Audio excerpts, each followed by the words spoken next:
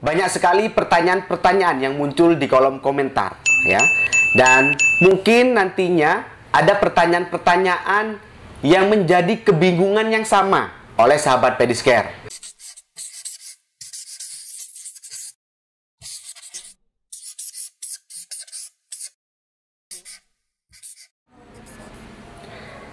Kali ini kembali di segmen terbaru Pedicare Malang.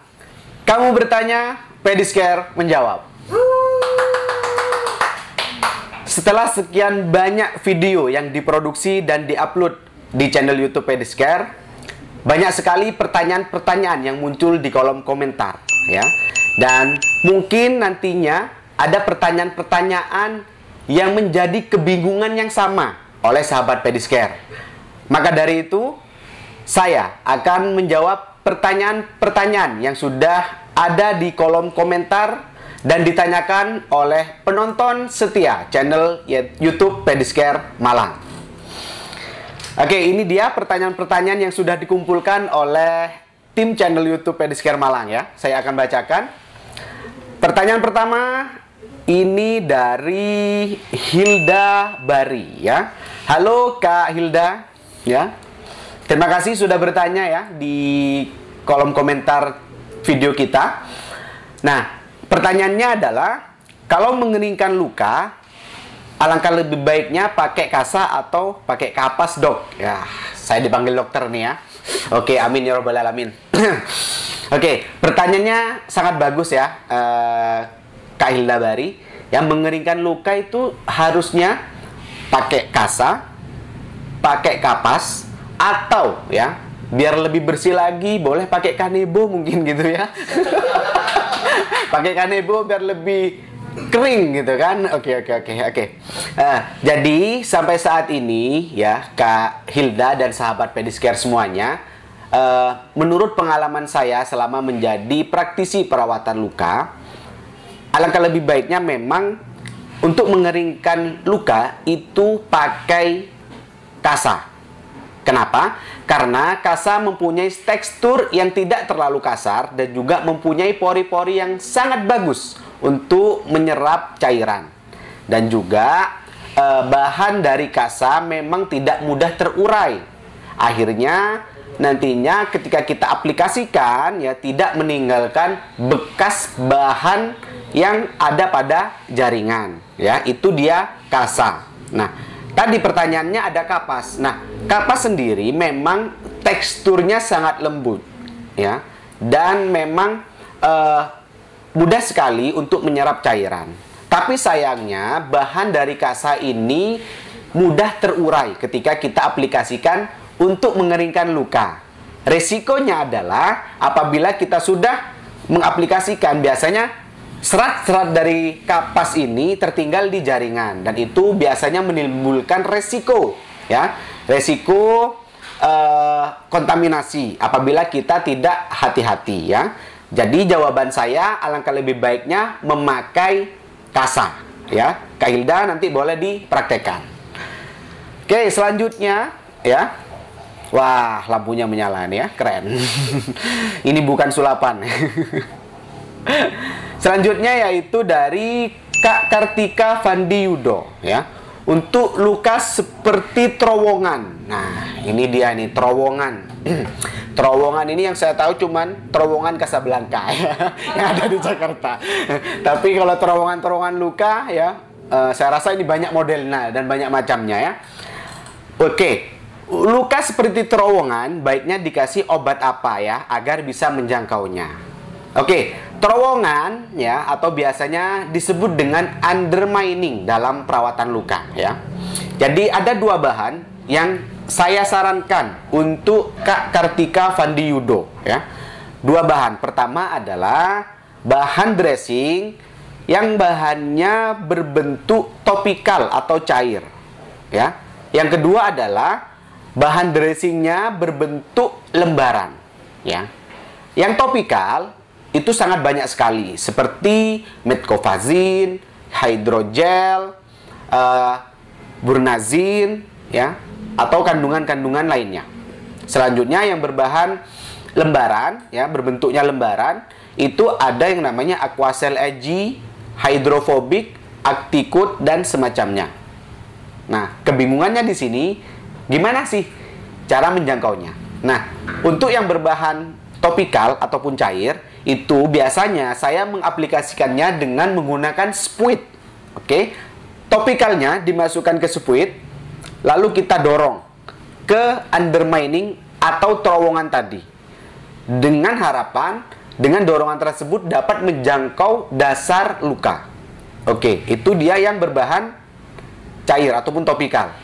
Selanjutnya adalah yang berbahan lembaran. Nah, sebenarnya sangat mudah sekali apabila kita mengaplikasikan bahan yang berbentuk lembaran. Tinggal kita potong sesuai dengan kebutuhan, ya. Lalu kita masukkan ke terowongan tadi atau ke lubang tadi. Dilakukan dengan hati-hati agar tidak menimbulkan trauma, dan juga perhatikan kesterilan dari dressing tadi. Oke? Itu dia jawaban saya mengenai aplikasi dressing untuk luka yang berongga. Atau tadi Kak Kartika Vandiyudo ini bilangnya terowongan. Oke? Ya, ternyata luka juga punya terowongan. Oke, terima kasih pertanyaannya. Selanjutnya. Nah, ini dia cukup unik sekali yang bertanya ya. Yaitu pertanyaan dari Kak Homefish. Nah, ini bingung saya nih ya. Homefish. Ternyata ikan juga bisa bertanya. Enggak bercanda. Oke. Pertanyaan selanjutnya adalah Mas Oye. Wah, salam kenal nih Mas Homefish ya. Ternyata kenal sama Mas Oye ya. Apakah semua ozon yang ada di pasaran bisa kita gunakan? Atau hanya ozon merek tertentu saja? Terima kasih. Baik.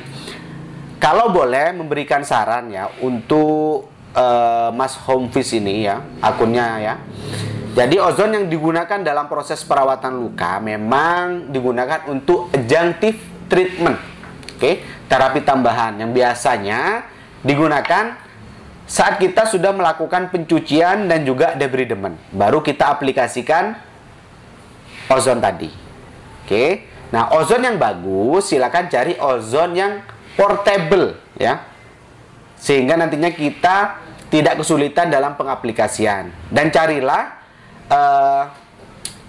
ozon yang mempunyai katup selang ya, karena nantinya kita masukkan selang tersebut ke dalam sebuah plastik agar apa? Agar nantinya mudah untuk mensentralisasikan ozon di daerah luka. Oke. Karena di pasaran juga terdapat ozon untuk ruangan yang memang lebih besar ukurannya. Itu tidak disarankan dipakai dalam proses perawatan luka ya. Niat hati ya kan mensteril luka, tapi ternyata pakai ozon ruangan. Akhirnya satu tubuh juga kita steril ya. Jadi itu juga kurang efektif begitu ya Kak Homefish ya. Semoga dapat membantu ya jawaban saya. Oke, next. Pertanyaan dari Dedi Ferdiansa. Oke, tentang ulkus diabeticum. Nah, pertanyaannya adalah apakah penanganan pada pasien ulkus diabeticum itu dilakukan setiap hari atau dilakukan 2-3 hari sekali? Baik, saya akan jawab pertanyaan sesuai dengan literatur yang ada. Jadi, menurut literatur ya, Kak Dedi, untuk pergantian dressing ya menggunakan modern dressing. Ingat, menggunakan modern dressing bisa dilakukan 48 sampai 72 jam. Ya. Sehingga nantinya keefektivitasan dari modern dressing ini sangat baik untuk proses penyembuhan. Oke? Ingat 2 sampai 3 hari. Nah, untuk pergantiannya boleh dipercepat. Ya, kalau maksimal 3 hari boleh diganti 2 hari dengan syarat. Yang pertama, pasien merasa nyeri di daerah balutan. Yang kedua adalah cairan yang terlalu banyak sehingga membasahi balutan. Yang ketiga adalah pasien merasa kurang nyaman dengan dressing yang sudah kita aplikasikan. Selanjutnya yaitu perban ataupun dressing tadi terbuka, itu boleh diganti. Oke, selama 48 jam. Tapi alangkah lebih baiknya memang untuk memaksimalkan topikal ataupun salep itu diganti 3 hari sekali. Oke. Tadi ada pertanyaan, sehari sekali boleh enggak? Sebenarnya ya, untuk pengaplikasian pergantian dressing 1 hari sekali itu biasanya menggunakan konsep konvensional yang biasanya diganti setiap pagi dan sore. Oke. Tapi ya, catatannya di sini yang perlu saya tegaskan adalah ketika kita memakai modern dressing bisa diaplikasikan selama 48 sampai 72 jam atau 2 sampai 3 hari. Oke, itu dia jawaban saya, Kak Dedi Ferdiansa ya. Semoga membantu nantinya dan semoga dapat dipertimbangkan saran dari saya. Oke. Oke, sepertinya banyak sekali nih pertanyaan-pertanyaan yang sudah ada di kolom komentar ya. Selanjutnya yaitu pertanyaan dari Kak Yola Nisa. Ini dari Pekanbaru. Oke. Salam hangat dari kota dingin ya, Kota Malang ya. Salamnya hangat tapi kotanya dingin. Kota Malang. Oke. Pertanyaannya ini dari Kak Yola Nisa adalah, Dok, ada buka praktek di Pekanbaru ya. Lagi-lagi saya dipanggil dokter. Ya, amin amin ya rabbal alamin. Semoga nanti 4 tahun ke depan saya bisa menjadi dokter ya di sini. Dokter cinta ya. Berat. Oke. Karena ibu saya sakit diabetes dan kakinya luka sudah melebar. Saya bawa ke RS, harus diamputasi di bawah lutut. Tolong dok, sarannya harus bagaimana? Oke. Di Pekanbaru silakan bisa di searching ya sebenarnya. Banyak sekali alumni-alumni dari INWCCA ya. Alumni-alumni dari perawatan luka modern ya. Perawat yang tersertifikasi perawatan luka modern di Pekanbaru. Nanti boleh kontak-kontak dengan Pediscare biar nanti bisa di-linkkan dengan teman kita yang ada di Pekanbaru. Nah, saran saya memang konsultasilah terlebih dahulu kepada dokter yang bertanggung jawab atas perawatannya ataupun yang mengobati. Tanyakan tentang kondisi, tentang resiko-resiko dan juga langkah-langkah yang terbaik ya untuk kondisinya ya. Dan nantinya apabila sudah ada keterangan dari dokter, maka mungkin dari keluarga tidak berkenan untuk dilakukan amputasi ya, dikarenakan takut kehilangan salah satu anggota tubuhnya ya. Maka dari itu saran dari saya, alangkah lebih baiknya silakan nanti bisa cari perawat yang fokus terhadap perawatan luka modern ataupun perawat yang tersertifikasi dari pelatihan perawatan luka modern, sehingga nantinya dapat membantu dan juga dapat memberikan perawatan yang terbaik, sehingga nantinya proses perawatan dapat tidak memperburuk ya, ataupun dapat mempercepat proses penyembuhannya. Begitu ya Kak Yolanisa ya. Ternyata di studio Pediscare ini ada serem-seremnya juga ya. Tiba-tiba hidup, tiba-tiba mati ya. Oke, itu dia ya Kak Yolanisa. Semoga membantu. Nantinya kalau memang ada hal-hal yang perlu ditanyakan lagi, boleh mengontak admin Pediscare ya. Oke, saya doakan semoga diberikan kesembuhan dan juga mendapatkan solusi yang terbaik. Amin.